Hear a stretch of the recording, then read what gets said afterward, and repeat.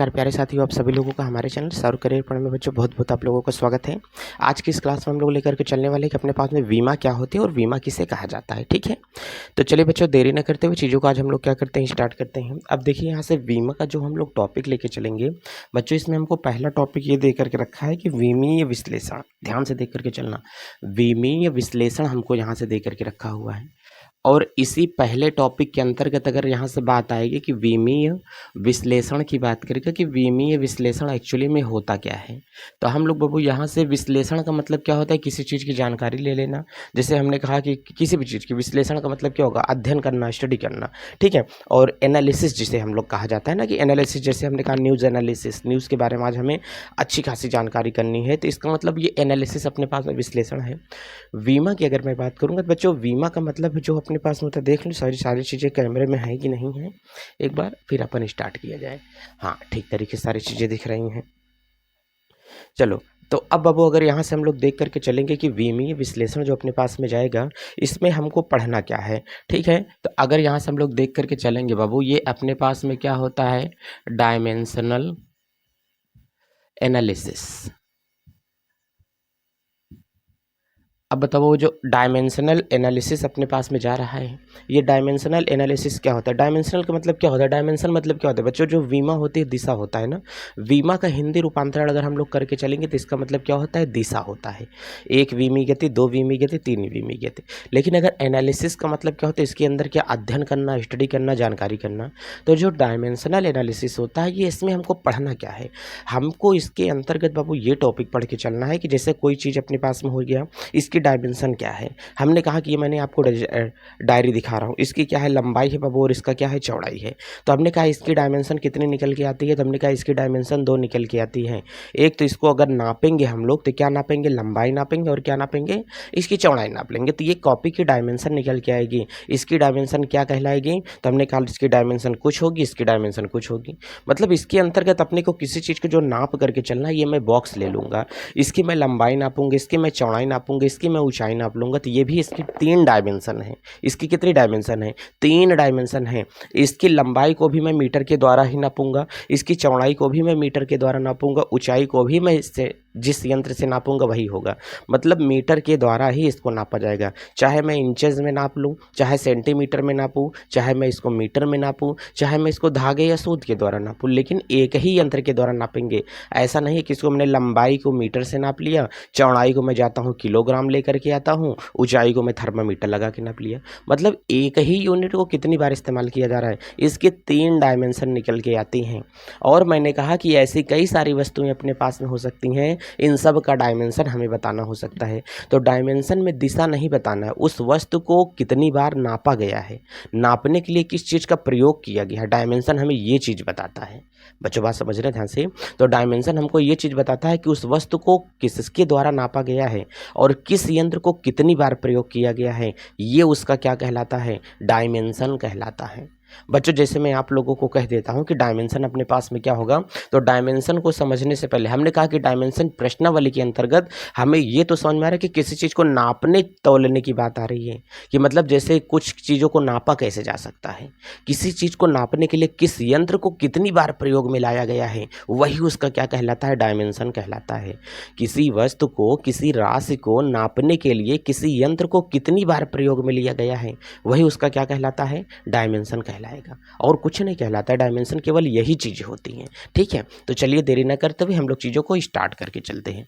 बाबू समझो पहले चीज़ों को, हमने कहा कि डायमेंशन को पढ़ने से पहले आप लोगों को मैं यहाँ पर ये बता दूंगा कि भौतिक राशियाँ अपने पास में क्या होती हैं। तो बाबू पहली टॉपिक यहाँ से अपने पास में आ रहा है कि भौतिक राशि किसे कहा जाता है। तो हमने कहा कि भौतिक राशि किसे कहा जाएगा। अब बाबू ध्यान से समझ करके चलना कि भौतिक राशि एक्चुअली अपने पास में होती क्या है।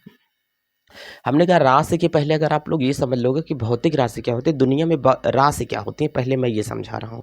ठीक है, राशि के अंदर ही हम लोग भौतिक राशि को छिपाएंगे। पहले हम लोग यहाँ पे केवल भौतिक राशि नहीं लिखते हैं, केवल हम लोग यहाँ से राशि लिख करके चलते हैं। राशि अपने पास में क्या होती है, दुनिया में ऐसी बहुत सारी चीज़ें हैं बच्चों जिसको नापा या तौला जा सकता है। ऐसी वस्तुएं ब्रह्मांड में, ऐसी वस्तुएं जिसका कहीं कुछ ना कुछ नाम हो, उसे राशि कहा जाएगा। लेकिन इसी राशि के अंतर्गत बहुत सारी चीज़ें ऐसी हैं जिसको हम लोग नाप लेंगे। मतलब ब्रह्मांड में हर वस्तु में क्या है, कहीं न कहीं से किसी भी प्रकार की वो क्या है, राशि है।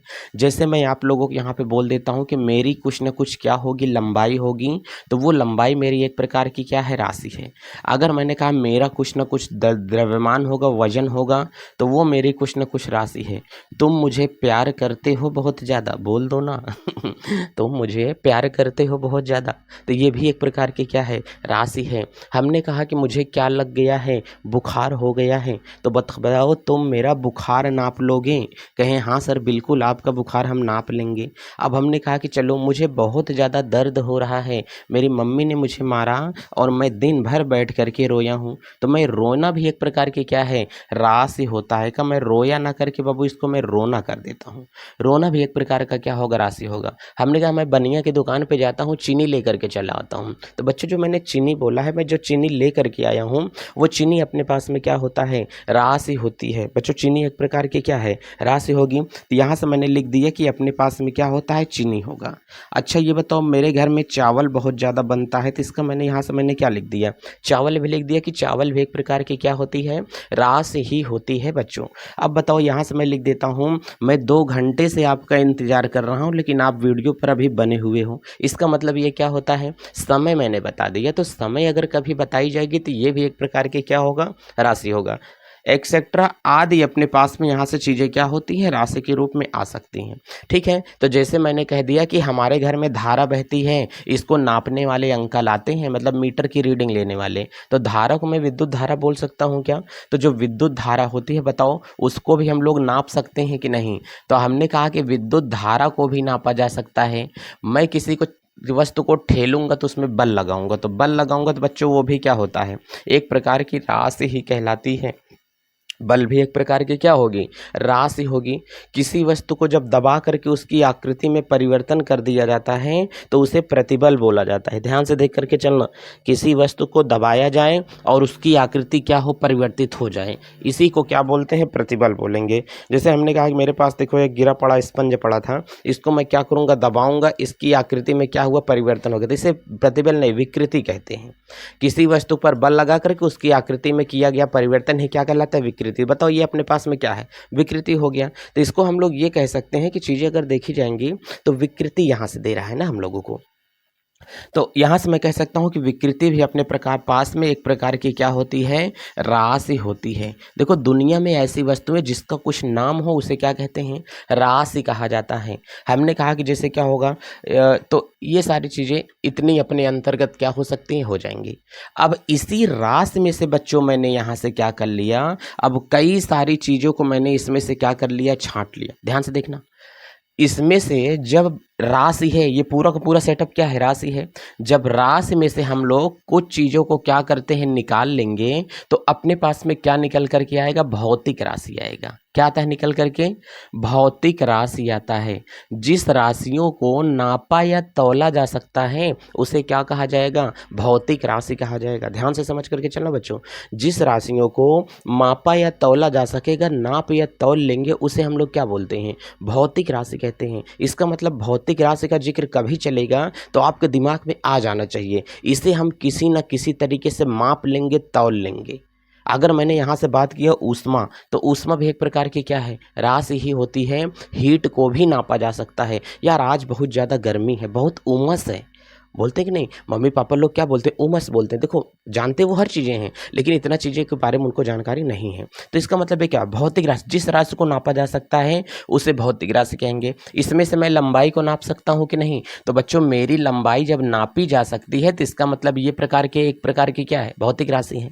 मैं अपना द्रव्यमान नाप सकता हूँ कि नहीं, तो मेरा द्रव्यमान भी एक प्रकार की क्या है, भौतिक राशि कहलाती है। मेरे घर में विद्युत धारा को नापा जा सकता है कि नहीं, तो विद्युत धारा को हम लोग नाप लेंगे तो ये एक प्रकार की क्या होती है, भौतिक राशि कहलाती है। बच्चों ध्यान से समझना, मैं अपने घर में जो बल लगाऊंगा दीवार को गिराने में, उस बल को मैं माप सकता हूं बच्चों। तो बल भी एक प्रकार की क्या है, भौतिक राशि कहलाती है। मैंने कहा कि मेरे बुखार हो जाएगा, तो बुखार को नहीं नाप पाओगे, लेकिन बुखार की वजह से शरीर तो हीट होता है, इसका मतलब मेरे शरीर का तुम ताप नाप सकते हो। तो बुखार को नापा जा सकता है ताप के रूप में, ऊष्मा ही तो है, इसका मतलब ताप को नाप सकते हो बच्चों तुम। किसको नाप सकते हो? ताप को नापा जा सकता है। अब हमने कहा कि बताओ प्यार को नापा जा सकता है क्या? आज मैं तुम्हें बहुत ज़्यादा प्यार करूँगा, आज मैं 50 लीटर प्यार करूँगा, ऐसा कहीं होता है? नहीं होता है ना। तो इसका मैं 5 किलो प्यार करूँगा, ऐसा कहीं होता है? आज मैं 5 ड्रम प्यार करूँगा यार, क्या बताऊँ? ऐसा कहीं होता है? तो प्यार को नहीं नापा जा सकता है बच्चों। तो प्यार का अनमोल है। एक माँ अपने बच्चे से प्यार करती है, वो अनमोल है। प्यार की कोई कीमत नहीं होती, इसीलिए दुनिया में बताया गया है कि प्यार अनमोल है, प्यार की कोई कीमत नहीं होती है। तो प्यार को जब कोई कीमत नहीं होती है तो इसे भौतिक राशि के अंतर्गत भी नहीं रखा जाएगा। ठीक है, तो इसका मतलब ये क्या होता है, ये चीज़ें अपने पास में आ जाएंगी। इसीलिए कहा जाता है कि प्यार हमेशा क्या होता है, अंधा होता है। बच्चों प्यार अंधा होता है, ये शब्द केवल माँ के लिए इस्तेमाल किया गया था ना, क्योंकि माँ बच्चा जब पेट में होता है तब से बच्चे को जानती रहती है कि मेरा बच्चा कैसा है। इसीलिए कहते हैं कि प्यार अंधा है, लेकिन लोग अपने पार्टनर के लिए इसका शब्द का इस्तेमाल कर देते हैं कि प्यार क्या है, अंधा है। प्यार अंधा है, ये शब्द केवल मम्मी बोल सकती हैं। अब बताओ, यहाँ से अपने पास हमने कहा कि ताप हो गया, रोना हो गया। अच्छा बताओ, रोना, रोना क्या है? रोना एक प्रकार की कैसी राशि होता है?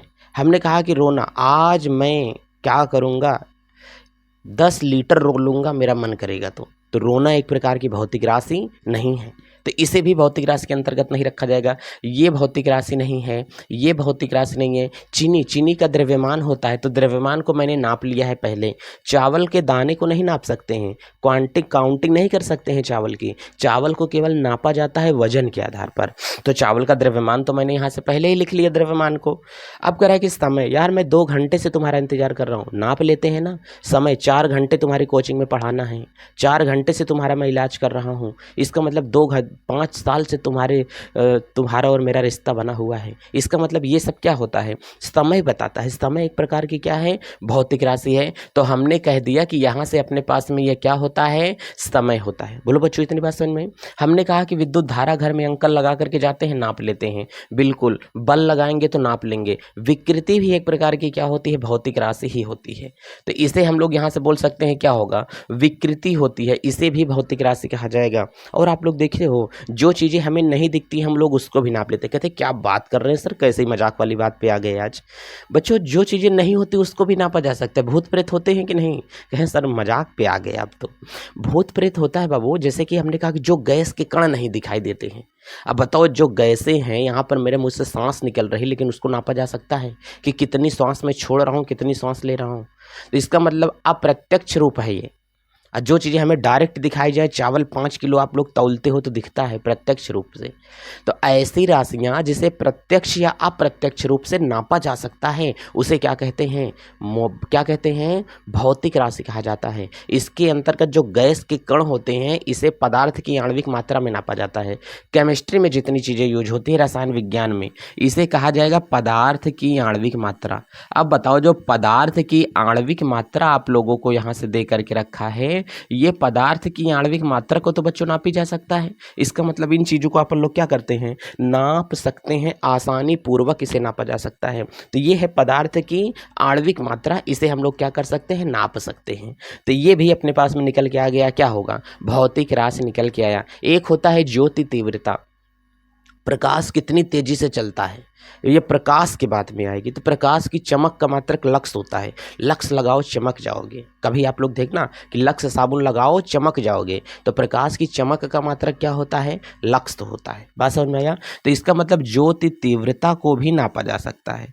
ज्योति जलेगी तो तीव्रता आएगी, इसका मतलब यहाँ से ज्योति तीव्रता को भी नापा जा सकता है। ज्योति तीव्रता, ये सारी बच्चों क्या होती है अपने अंदर, एक प्रकार की भौतिक राशि होती है। बच्चों किसके ऊपर होती है, एक प्रकार की ये भौतिक राशियां होती हैं। अब ध्यान से छांट करके देखना, पहले मैंने निकाला राशि, राशि में से खींच करके कुछ कुछ को छांट करके मैंने निकाला, वो क्या कहलाया, भौतिक राशि। अब इसी में से कुछ चीज़ों को मैं और यहाँ से छांट करके निकाल दूंगा, तो अपने पास में यह क्या कहलाएगा, मूल राशि कहलाएगी। क्या कहलाती है, इसी में से हम लोग कुछ चीज़ों को छांट करके निकाल लेंगे डियर, तो इसे हम लोग क्या बोलेंगे, मूल राशि बोलेंगे। अब बच्चों जो मूल राशि क्या होती है, इसको तो पहले समझ लेना है कि मूल राशि के अंतर्गत बच्चों अगर हम लोग देख करके चलेंगे कि मूल राशियाँ एक्चुअली में होती क्या हैं, तो हमने कहा कि मूल राशि वो राशि होती है बच्चों, जैसे कहा कि चीज़ें जो अपने पास में आ जाती हैं मूल राशि, तो मूल राशि के अंतर्गत जो राशियाँ किसी पर निर्भर ना करें, उसे क्या कहते हैं, मूल राशि कहा जाता है। ऐसी राशियां जो स्वयं पर निर्भर होती हैं उन्हें मूल राशि कहा जाता है। इसलिए बात आपको थोड़ी देर में समझ में आ जाएंगी। दुनिया में टोटल जो मूल राशियों की संख्या है वो मूल राशियों की संख्या 7 प्रकार की है। एक दुनिया में किसी भी राशि को निकाल लेंगे वो अपने पास में मूल राशि नहीं होगी। इसी में से हम लोग छांट करके निकालेंगे मूल राशि, इसी में से हम लोग छांट करके निकालेंगे व्युत्पन्न राशि। तो इसका मतलब एक बात आपको कहीं ना कहीं समझ में आ जाएगी, जो स्वयं पर निर्भर करती हैं, जो क्या करती हैं, स्वयं पर निर्भर करती हैं, उसे मूल राशि कहा जाता है। और जो राशियां दूसरे पर निर्भर करती हैं उसे क्या कहा जाएगा, व्युत्पन्न राशि कहा जाएगा। अच्छा, स्वयं पर कैसे निर्भर करती हैं ये मैं डिफाइन कर देता हूं। पहले मूल राशि देख लेते हैं। कई प्रकार की होती है, 7 प्रकार की होती है। हमने कहा कि मूल राशियों की संख्या कोई पूछेगा तो कितने टाइप के होगा, 7 प्रकार की मूल राशियां होती हैं। बच्चों ध्यान देना, मूल राशियों की संख्या कितनी होती है, 7 प्रकार की मूल राशियां आपके पास में आएंगी। 7 से ज़्यादा मूल राशियां नहीं हो सकती हैं। ब्लर इतना क्यों दिखाई दे रहा है, चलो मूल राशियों की संख्या कितनी है बच्चों, 7 प्रकार की मूल राशियां आपको दिखाई दे सकती हैं। ठीक है, तो चलिए देखते हैं कि मूल राशियों की संख्या कितनी है, 7 प्रकार की। थोड़ा इधर ब्लर ज़्यादा दिखाई दे रहा है, मुझे लगता है इधर बल्ब एक लगा दिया हूँ, इसकी वजह से आप लोगों को ज़्यादा दिखाई दे रहा है। इसको मैं निकाल देता हूँ तो शायद आपको सही दिखाई दे, शायद अब तो कुछ सही दिखाई दे रहा होगा ना। हाँ, बल्ब की वजह से ही पूरा कांड हो रहा था। चलो अब देखो बच्चों, तो यहाँ से हमने कहा कि ये जो राशियाँ अपने पास में दिखाई दे रही हैं इसे हम लोग कहते हैं कि ये क्या होता है, मूल राशि होगा। मूल राशियों की संख्या कितनी होती है, 7 होती है।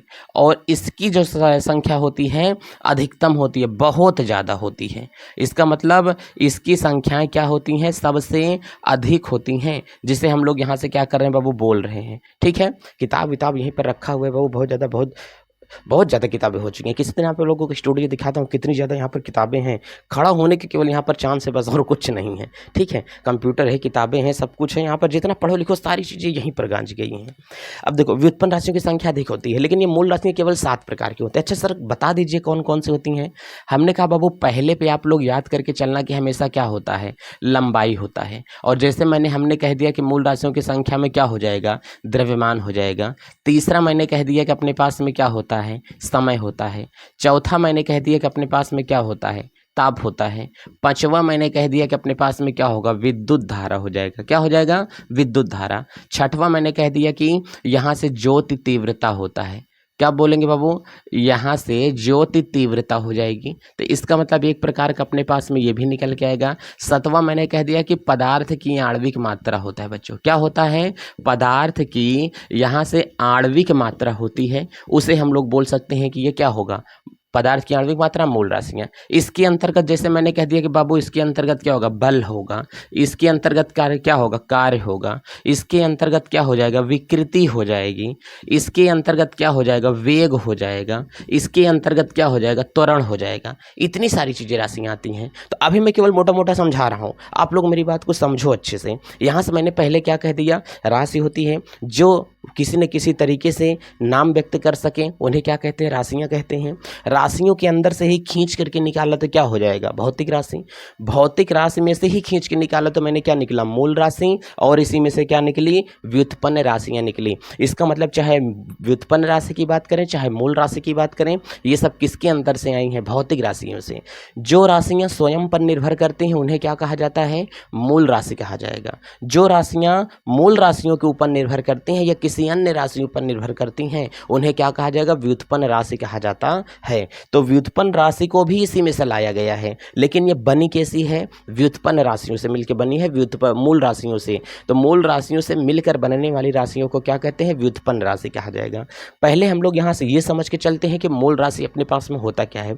बच्चों देखो, मैं आपको चैप्टर डायरेक्ट में पढ़ाना वीमा स्टार्ट कर दूँ, लेकिन जब मुझे पता है कि आपके समझ में कहाँ से आ सकता है और चीज़ें समझ में ही नहीं आ सकती हैं, तो मेहनत तो थोड़ी सी करनी पड़ेगी। बाबू इतना हल्के में सारी चीज़ें लेकर के चलूँगा कि समझ में खुद ही आएगा। ठीक है, तो दुनिया में हर चीज़ों को नापा नहीं जा सकता है। दुनिया में जिस चीज़ को नाप लेंगे, तौल लेंगे या महसूस कर लेंगे, वो अपने पास में केवल है क्या होगा भौतिक राशि। ये मैंने निकाला। और जिस भौतिक राशि को जो भौतिक राशि किसी पर निर्भर ना करे, जो भौतिक राशि स्वयं पर निर्भर करती हैं उन्हें क्या कहा जाएगा? मूल राशि। जो भौतिक राशि मूल राशियों पर निर्भर करेंगी या किसी और पर निर्भर करेंगी उसे क्या कहा जाएगा? व्युत्पन्न राशि कहा जाता है। जो किसी पर निर्भर करती हैं व्युत्पन्न राशि, जो किसी पर निर्भर ना करें उसे क्या कहते हैं? मूल राशि। हम लोग अपने पापा के ऊपर निर्भर हैं तो हम लोग व्युत्पन्न हैं, लेकिन पापा हमारे किसी के ऊपर निर्भर नहीं है तो इसका मतलब वो क्या है? मूल राशि है। तो पापा अपने घर के मूल जड़ होते हैं, लेकिन हम लोग क्या हैं? व्युत्पन्न है, उन्हीं के द्वारा उत्पन्न है। तो इसका मतलब उन पर निर्भर करते थे, किसी पर निर्भर अभी कर रहे हैं ना, तो इसका मतलब हम लोग क्या हैं? व्युत्पन्न होते हैं। लेकिन पिताजी घर के मुखिया होते हैं, वो किसी पर निर्भर नहीं करते हैं। ठीक है बाबू, अब हम लोग आगे की चीज़ें देख करके चलते हैं कि मूल राशियाँ क्या होती हैं एक्चुअली में और क्या नहीं होती, कितने टाइप की जाएंगी। बच्चों देरी नहीं करते हुए इसको अब मैं आपको समझाने की कोशिश कर रहा हूँ कि मूल राशियाँ क्या आएंगी। बच्चों ध्यान से समझ के चलना। एक मैं यहाँ से मूल राशि और व्युत्पन्न राशि दोनों लेकर के चलूंगा, फिर आपका कन्फ्यूजन मैं दूर कर देता हूँ। ठीक है, चलो जल्दी से। इस प्रश्नावली के अंतर्गत मूल राशि और व्युत्पन्न राशि, यही दोनों राशियां आपको अच्छे तरीके से पढ़ करके चलना है कि अपने पास में ये चीजें क्या हो जाएंगे। चलो ध्यान से देख करके चलो। अब यहाँ से बाबू अगर हम लोग देख करके चलेंगे, एक साइड में यहाँ से लिख के चलता हूँ कि अपने पास में क्या होगा? मूल राशि बच्चों में लिख करके चलूंगा। ठीक है, और इसके बाद में मैं दूसरा यहाँ से लेकर के चलूंगा व्युत्पन्न राशि। यहाँ से ध्यान से देख करके चलना, क्या बोल रहा हूँ? यहाँ से व्युत्पन्न राशि बोल रहा हूँ। अच्छा ध्यान से आप लोग देख करके चलना कि मूल राशियाँ जो होती हैं, ध्यान से देख करके चलना, मूल राशियों की संख्या कितनी होती है? 7 होती है। इसको मैं यहीं से लिख करके चलूंगा। पहला अपने पास में क्या हो जाएगा? यहाँ से लंबाई हो जाएगा। दूसरा मैंने कहा कि अपने पास में क्या हो जाएगा? द्रव्यमान हो जाएगा। तीसरा मैंने यहाँ से कहा अपने पास में क्या हो जाएगा? समय हो जाएगा। चौथा मैंने कहा कि अपने पास में क्या हो जाएगा? ताप हो जाएगा। पांचवा मैंने कहा कि अपने पास में क्या हो जाएगा? विद्युत धारा। बाबू क्रम आगे पीछे हो सकता है, विद्युत धारा। और छठवा अपने पास में क्या हो जाएगा? तो हमने कहा कि ज्योति तीव्रता होती है। इसे यहाँ से हम लोग ये लिख सकते हैं कि अपने पास में क्या कहलाएगा? ज्योति तीव्रता कहलाएगा। सातवां अपने पास में क्या होता है? पदार्थ की आणविक मात्रा। ध्यान से देख करके चलना बच्चों, क्या बोलेंगे? पदार्थ की आणविक मात्रा बोल के चलेंगे। अब बताओ आणविक मात्रा, ये अपने पास में होता है मूल राशियां होता है। ये स्वयं पर निर्भर करने वाली राशियां होती हैं। ध्यान से देख करके चलना, ये किस पर निर्भर करेंगी? स्वयं पर ये राशियां निर्भर करती हैं। लेकिन हमने कहा कि व्युत्पन्न राशि क्या होता है? ऐसी राशियां जो इससे मिलकर के बनी हो। मैंने गेहूं क्या है? मूल है। गेहूं से मिलके बनी है रोटी, तो रोटी क्या है? व्युत्पन्न है। कचौड़ी क्या है? व्युत्पन्न होता है। हमने कहा कि चावल है, तो चावल मूल है, लेकिन चावल से मिल करके जो बना है, खीर बनी है, तो वो क्या है? व्युत्पन्न है। खिचड़ी क्या है? व्युत्पन्न है। बात समझ में रहना। चावल का पापड़ क्या है? व्युत्पन्न होता है। आलू क्या है? मूल है, लेकिन आलू से मिलके आलू की सब्जी बनी, तो वो क्या है? व्युत्पन्न है। आलू से मिलके आलू का पराठा बना, तो वो क्या है? व्युत्पन्न है। आलू से मिलके आलू का पापड़ बना, तो वो क्या है? व्युत्पन्न है। तो एक बात तो समझ में आ गई होगी, आलू तो किसी से मिल करके नहीं बनी है, लेकिन आलू का पापड़ आलू से मिलके बना है जरूर। उसमें धनिया मसाला पुदीना वगैरह वगैरह जो भी थिंकिंग लगी हो। पनीर जो है दूध का व्युत्पन्न है, दूध किसी से नहीं मिलके बना है। इसका मतलब दूध क्या है? मूल है। तो जो राशियां स्वयं पर निर्भर करें, जैसे ये राशियां हैं केवल 7 प्रकार की हैं, लेकिन ये मिल करके कितने भी का भी निर्माण कर देती हैं। बात समझ में आ रहा है ना? अनेक राशियां मिल सकती हैं। तो हमने कहा कि अगर देखो अनेक राशियां कैसे मिल सकती हैं, हमने कहा कि मैं आपको 2 व्यक्ति दे देता हूं। एक नाम का कोई ए व्यक्ति है, एक नाम का कोई एक व्यक्ति है। एक बार ये इससे हाथ मिलाएगा, इससे हाथ मिलाएगा, तो दोनों कितनी बार हाथ मिलाएंगे? एक एक बार। इसके साथ एक व्यक्ति और हाथ आता है, तो 3 व्यक्ति जब हाथ मिलाते हैं तो कई बार हाथ मिलाएंगे। तो हमने कहा एक बार ये व्यक्ति इससे हाथ मिलाया, एक बार हो गया। अब हमने कहा एक बार ये व्यक्ति इससे हाथ मिलाया, कई बार हो गया। तो 3 व्यक्ति कई बार हाथ मिलाए? 2 बार हाथ मिलाए। ये इससे मिलाया, इसको एक बार मिलाना पड़ा। ये इससे मिलाया, इसको एक बार मिलाना पड़ा। इधर से भी 2 लोग आ गए, ये एक बार इससे हाथ मिलाए, ये एक बार इससे हाथ मिलाए, 2 बार ये हाथ मिलाए, ये एक बार इससे हाथ मिलाया, ये एक बार इससे हाथ मिलाया। 2 2 कितना हो गया? 4। हो कि नहीं, एक इसके साथ और आया होता, इससे भी मिला था, इसको भी 3 बार हाथ मिलाना पड़ता है, इसको भी 3 बार हाथ मिलाना पड़ता है। 5 व्यक्ति कई बार हाथ मिला रहे हैं, 6 बार। तो बताओ जब 7 प्रकार की मूल राशियां हैं तो बहुत बार हाथ मिला सकती हैं, कई बार 3-3 बार हाथ मिला लेंगी। तो व्युत्पन्न राशियां जो होती हैं, हमने कहा कि ये इसी से मिलकर बनी होती हैं। जैसे मैंने कह दिया वेग, क्या कह दिया, वेग। अगर मैंने वेग को अगर मैं लिख करके चलूंगा, विस्थापन बटे होता है समय, क्या होता है, विस्थापन बटे यहाँ से क्या हो जाएगा, समय। विस्थापन जो होता है एक प्रकार की क्या होती है, लंबाई, और बटे यहाँ से क्या निकल के आया, समय निकल करके आया। तो वेग ना होता, अगर लंबाई को समय से भाग ना दिया जाता तो कभी वेग नहीं निकल के आ सकता था। तो इसका मतलब जो ये दोनों सही बटे में लिख दिया हमने, अंश और हर में लिख दिया, और जो राशि प्राप्त हो गई उसे कहा गया कि आज के बाद क्या होगा, ये वेग हो गया। हमने कहा कि तुम मुझे भैया बोलोगे तो कहीं ना कहीं मैं तुम्हारे मम्मी पापा को आंटी बोल दूंगा, अंकल बोल दूंगा, ठीक है। तो ये अगर, तो इसका मतलब तुम मुझे और कुछ बोल करके चलोगे, अगर तुम मुझे चाचा बोल दोगे तब बताओ, तुम मुझे चाचा बोल दोगे तो इसका मतलब क्या है कि तुम कहीं ना कहीं मेरे बच्चे जैसे हो गए ना, ये हो गया। तो इसका मतलब ये क्या है, एक संबंध बता रहा है। जब लंबाई के नीचे समय का भाग मार दिया जाएगा तो उसे क्या कहेंगे, वेग कहा जाता है। और दूसरा वाला कह रहा है कि चाल कैसी राशि होती है, चाल बराबर होता है दूरी बटे बच्चों क्या होता है, समय होगा। इसका मतलब चाल बराबर दूरी बटे समय, तो दूरी भी एक प्रकार की क्या होती है, लंबाई ही होती है पगलू, और बटे यहाँ से क्या हो जाएगा, समय कह दिया जाएगा। कहें सर लंबाई को समय से जब भाग दे दिया गया तो अभी आपने कह दिया कि वेग है, जब लंबाई को समय से भाग दे दिया गया तो आपने कह दिया कि चाल है। हमने कहा कि तुमने मुझे चाचा कहा, कहे हाँ सही है, तो मुझे अंकल भी तो कह सकते थे, लेकिन तुम्हारी सोच पर डिपेंड किया कि नहीं। तो इसका मतलब हूँ तो मैं वही, लेकिन अलग तरीके से नज़रिए से देख लिया। तुमने मुझे अंकल कहा तो इसका मतलब क्या हूँ, तुमने मुझे अंकल कह दिया। जैसे हम किसी को भाभी कहते हैं तो मतलब अभी उम्र है, अगर किसी को भौजी कहते तो मतलब बुढ़ा गई है। तो भौजी और भाभी में ये अंतर है, थोड़ा गांव देहात के हिसाब से। बाकी तो इंसान भौजी भाभी सब एक ही है, चाहे जिसको कहो। किसी अगर थोड़ा कम उम्रदार की होंगी उनको भाभी भौजी बोल दोगे तो गुस्सा थोड़ी हो जाएंगी, भाई खुशी हो जाएंगे। तो इसका मतलब यहाँ से ये है, ये बताती है अदिश, ये दिशा नहीं बताता है, लेकिन वेग जहाँ पर होगा ये बताएगा कि दिशा मैं पूर्व की ओर जा रहा हूँ, मैं पश्चिम की ओर जा रहा हूँ, मैं उत्तर पूर्व की ओर जा रहा हूँ, ये दिशा बता देगा। लेकिन है तो व्युत्पन्न ही ना। मैंने कहा कार्य होता है बाबू, देखते जाना राशियां ये किसी न किसी से मिलके बनी है। कार्य होता है, कार्य बराबर क्या होगा, बल गुणे विस्थापन। क्या होता है, बल गुणे विस्थापन होता है। अब बताओ W बराबर F इंटू एस, तो कार्य बराबर बल गुणे विस्थापन होता है, लेकिन बल बराबर द्रव्यमान बटे त्वरण हो जाएगा। अगर मैंने कहा कि यहाँ से अपने पास में क्या होगा, क्षेत्रफल हो जाएगा। बच्चों ध्यान से समझना, क्षेत्रफल में लंबाई होता है, गुणे क्या होगा, चौड़ाई होगा। अच्छा ध्यान से देखो, लंबाई भी एक प्रकार की क्या है, दूरी ही है, लंबाई में ही ना है, और गुणे चौड़ाई भी तो लंबाई के अंतर्गत ही आती है। चौड़ाई क्या दूसरे से नापने जाओगे क्या।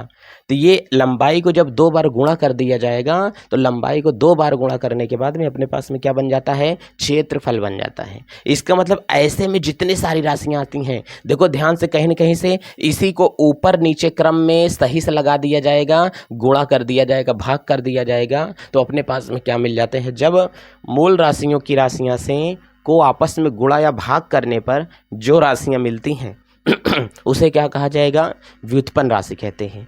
मूल राशियों को आपस में गुणा या भाग करने से जो राशियां प्राप्त होती हैं उसे हम लोग क्या कहते हैं, व्युत्पन्न राशि कहते हैं। इस प्रश्नावली के अंतर्गत आपको पहले मूल राशि का अध्ययन अच्छे से कर लेना है, फिर आपको पढ़ना है कि व्युत्पन्न राशि अपने पास में क्या होती है। तो चीज़ें बहुत बेहतरीन तरीके से आपके बच्चों समझ में आएंगी।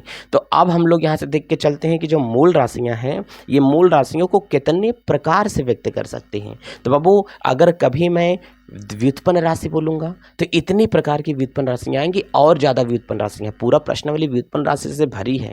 व्युत्पन्न राशि इतनी ज़्यादा है कि गिन नहीं सकते हैं।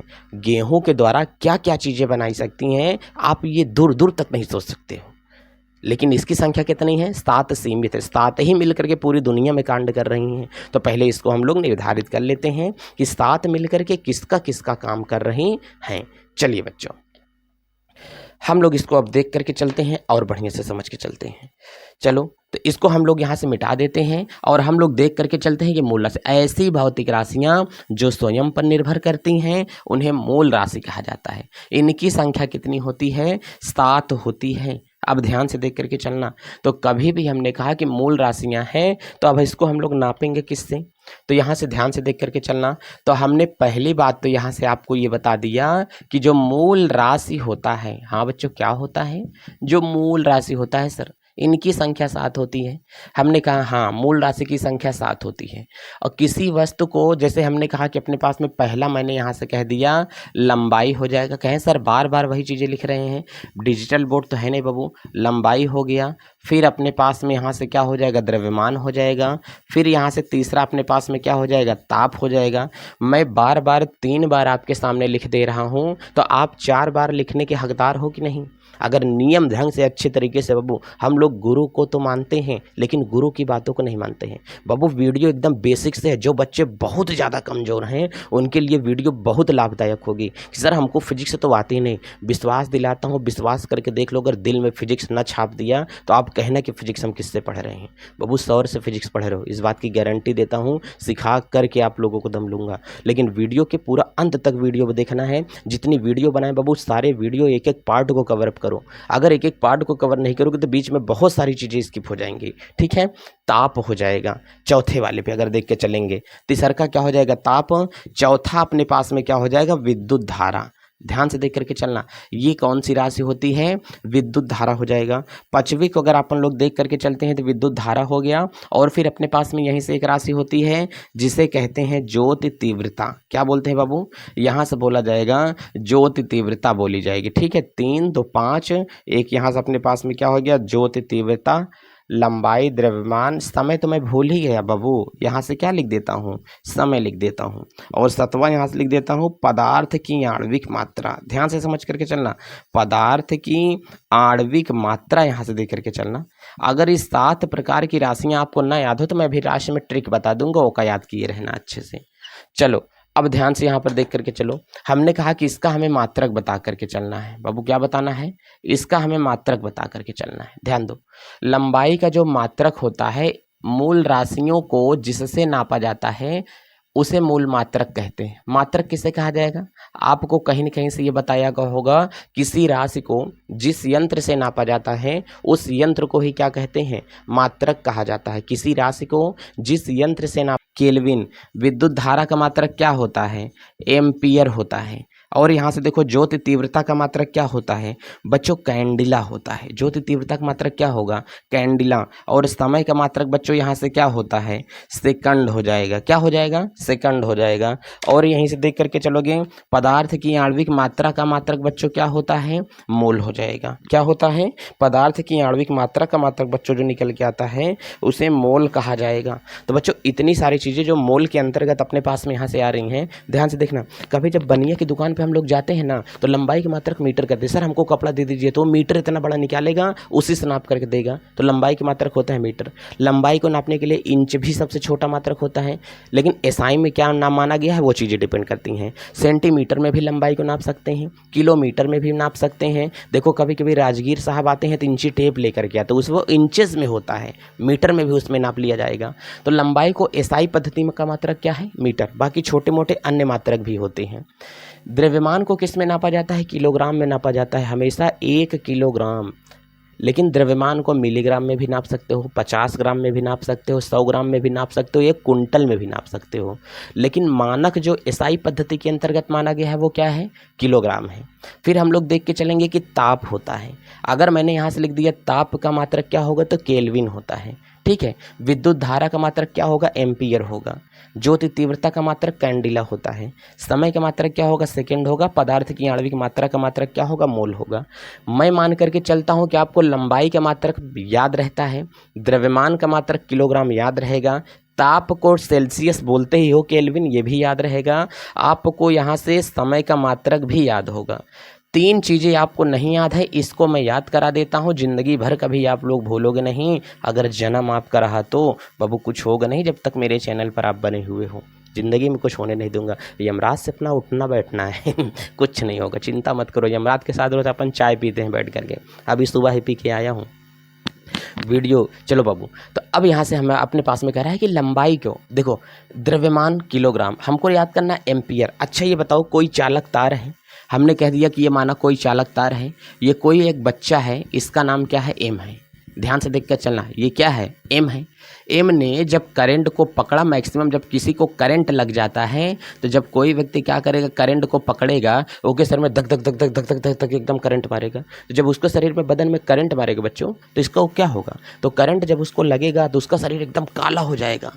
लेकिन एम एक ऐसा बंदा है, इसका शरीर काला नहीं होता है, इसका शरीर पीला हो जाता है। क्या पड़ गया, एम ने करंट को पकड़ा तो इसका शरीर कैसा हो गया, पीला।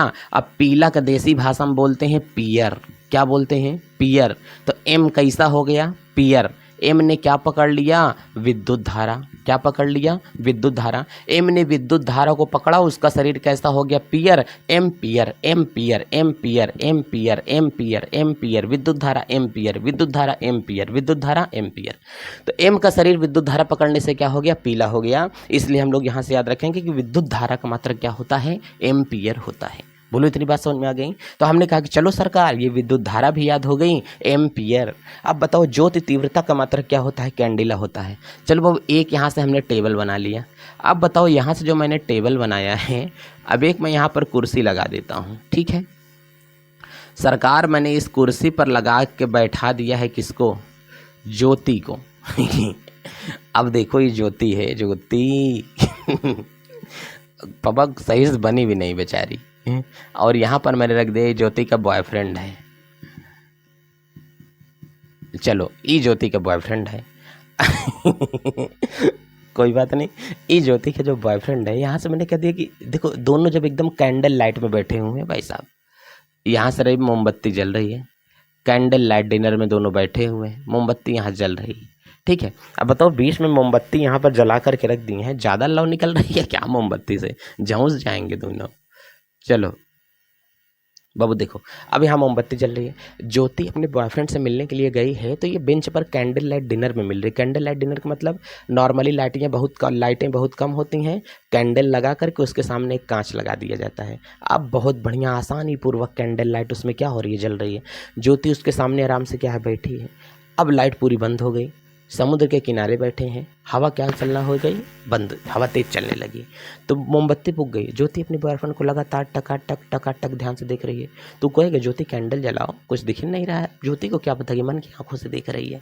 अब कैंडल लाइट जल रही थी, इसका मतलब वहाँ पर कैंडिला ना, तो वो तेज से बोला ज्योति कैंडल जलाओ, ज्योति कैंडल जलाओ। तो ज्योति ने क्या किया, कैंडल जला दिया। तो ज्योति तीव्रता का मात्रक क्या होगा, कैंडिला होता है, ठीक है। तो ज्योति ने कैंडल के सामने बैठा तो कैंडल को जलाया, तो ज्योति कैंडल जलाई, तो कैंडल को इंग्लिश में बोलते हैं मोमबत्ती, मोमबत्ती को इंग्लिश में बोलते हैं कैंडल, कैंडल से याद रखेंगे क्या होगा, कैंडिला होता है, ठीक है। पदार्थ की आणविक मात्रा अब बाबू यहाँ से जो पदार्थ की आणविक मात्रा होती है, इस पदार्थ की आणविक मात्रा का मात्रक क्या होता है, हमने कहा मोल होता है। पदार्थ, हमने कहा कि पदार्थ मतलब कभी भी आए तो समझ लो घीचनी होता है। क्या होता है, घीचनी। घीचनी रखा कहाँ ज़्यादा होता है, बनिया की दुकान में। बनिया की दुकान में रखा होगा तो खाने कौन जाएगा, चूहा। तो पदार्थ को खाने कौन जाएगा, चूहा। और जब चूहा खाने के लिए जाएगा तो चूहा खाने के लिए पदार्थ को जाएगा तो वहाँ से कुछ लेके भी आएगा अपनी फैमिली के लिए। पापा लोग कहीं घर के बाहर जाते तो हम लोगों के लिए नहीं लेके आते हैं, तो चूहा अपनी वाइफ के लिए लेके जाएगा। अब चूहा की वाइफ कौन होती है, छछूंदर। चूहा चूहिया से नहीं शादी करता है, छछूंदर से। छछूंदर ज़्यादा गोर होती है, चूहिया काली होती है। तो चूहा शादी किससे किया, छछूंदर से। और छछूंदर की इंग्लिश में क्या बोलते हैं, मोल। क्या बोलते हैं, मोल। तो चूहा गया पदार्थ खाने, पदार्थ को लेकर के आया चूहा के लिए, अपनी वाइफ के लिए। वाइफ कौन है, मोल। मोल मतलब छछूंदर। तो पदार्थ को कौन खाएगा, चूहा। और चूहा के बाद कौन खाएगी, छछूंदर। चूहिया नहीं, कौन खाएगी, छछूंदर। और छछूंदर के इंग्लिश में कहते हैं मोल। तो पदार्थ की आणविक मात्रा मोल, पदार्थ की आणविक मात्रा मोल। या तो पदार्थ को हम लोग मोल में खरीदते हैं। मोल का मतलब क्या, कहते नहीं है कि खरीद लो, इसका मोल सही नहीं है। गांव देहात में कहा जाता है इसको, हमारी नानी तो बहुत ज़्यादा बोलती थी, इसको मोलवा लो। मोलवा लो मतलब मोल भाव कर लो उसका, ठीक है। तो ये पदार्थ की आणविक मात्रा क्या होता है, मोल होता है। पदार्थ को मोल में खरीदते हैं, बात समझ आया ना। तो ये है मूल राशियाँ अपने पास में। ये मूल राशियों की बच्चों क्या है संख्या, जिसको नहीं याद हुआ है वो कृपया याद कर लो। मैं मूल राशियों के एक बार आपको याद करा देता हूँ। इसको मूल राशियों को याद करने की बच्चों अपने पास में सस्ती सी ट्रिक है। ये अपने पास में क्या होगी, एक हम लोग देख के चलते हैं। मूल राशियों की जो ट्रिक होती है, इसका मैंने बना करके रखा है दासता अविजल है। ये मेरा खुद का बनाया हुआ प्रोडक्ट है, इसे कॉपी करने की कोशिश ना करें अथवा क्लेम कर दिया जाएगा, ठीक है। इसके जन्मदाता हम हैं दासता अविजल है। दा का मतलब बोल के चलेंगे द्रव्यमान। क्या बोल कर चलेंगे बच्चों, दा का मतलब हम लोग बोल करके चलेंगे द्रव्यमान। सा का मतलब हम लोग बोल करके चलेंगे बच्चों यहाँ से क्या होता है, समय। ता का मतलब बोल करके चलेंगे बच्चों यहाँ से होता है ताप। आ का मतलब होता है आणविक मात्रा, मतलब जिसे हम लोग कहते हैं पदार्थ की आणविक मात्रा, ठीक है, आणविक मात्रा बोल के चलेंगे। वी का मतलब बच्चों हम लोग यहाँ से बोल के चलेंगे विद्युत धारा। क्या बोल करके चला जाएगा, विद्युत धारा बोलेंगे। जा का मतलब यहाँ से बोलेंगे ज्योति तीव्रता। क्या बोलेंगे बच्चों, ज्योति तीव्रता बोला जाएगा। चलो ज्योति तीव्रता भी बोल दिया। ला से अपन लोग यहाँ से क्या बोल करके चलेंगे, लंबाई बोल करके चलेंगे कि ये अपने पास में क्या होगा, लंबाई। दासता अविजल है और है पूरे में साइलेंट। तो दासता क्या है, अविजल है। इसको मैंने यहाँ से बता दिया। इस ट्रिक को अच्छा खासा याद रखें कि मूल राशियों को याद करने की शानदार एकदम बेहतरीन अद्भुत ट्रिक सौर्य के द्वारा क्या है, दासता अविजल है। दासता जल के समान है। अरे अविजल अविजल छोड़ दो, जाने दो। तो इसका मतलब दासता अविजल है। दा से क्या होगा द्रव्यमान, सा से क्या होगा समय, ता से क्या होगा ताप, आ से क्या होगा आणविक मात्रा, वी से क्या होगा विद्युत धारा, जा से क्या होगा ज्योति तीव्रता, ला से क्या होता है लंबाई होता है। तो इसे हम लोग बता सकते हैं कि बाबू ये क्या होगा, दासता अविजल है। हमेशा इसी को हम बता सकते हैं। इसमें कोई दिक्कत, कोई परेशानी, कोई डाउट का सामना आपको नहीं करना पड़ेगा, ठीक है बाबू। तो चलिए आज की ये अपने पास में यहाँ से दासता अविजल तक की क्लास को मैं क्या करता हूँ, ब्रेक करता हूँ। और इसके बाद में कल हम लोग देख करके चलेंगे कि पद्धतियाँ अपने पास में क्या होती हैं। बिना बाबू बेसिक फंडामेंटल इस चैप्टर का पढ़ाई मैं आपके दिमाग पर कुछ भी नहीं डाल सकता हूँ। मैं चाहता तो अभी बीमा एक चैप्टर आज मैक्सिमम में ख़त्म करने के किनारे आ जाता, कोई दिक्कत नहीं थी। लेकिन बाबू जब तक आपको बेसिक ना बताऊँ, सारी चीज़ें पता नहीं होंगी, तब तक आप लोग कैसे लगा सकते हो, बताओ, खुद ही बताओ। तो इसका मतलब जब तक आप लोग डायरेक्ट दो पहिए तो चला नहीं लोगे ना, पहले सीखना पड़ेगा, लर्निंग मोड पे चलना पड़ेगा 1 महीना, उसके बाद में हम लोग 2 पहिए चला पाएंगे ना। बाबू पहले का हम लोग सीख लेते हैं। कल की क्लास में पद्धति बताऊंगा, पद्धति के बाद आपका एक चैप्टर पूरी तरीके से स्टार्ट कर दूंगा। लेकिन बच्चों बेहतरीन मैं प्रॉमिस करके चलता हूँ, अगर आप शिद्दत के साथ पढ़ने के लिए तैयार हो तो मैं मेहनत के साथ पढ़ाने के लिए तैयार हूँ आप लोगों को। माँ बाप का सपना मत तोड़ो। इस सितंबर में सभी सीरीज आप लोगों को टीचर डे के दिन से सब मिलना एकदम शुरू हो जाएगा। चलते हैं बच्चों, टाटा बाय बाय, अपना ध्यान रखना, महिलाओं का सम्मान करें बच्चों, छोटों को प्यार दें, अपना व्यक्तित्व इस प्रकार से बनाएं कि भारत के एक अच्छे नागरिक का निर्माण हो सके। चलते हैं, जय भारत।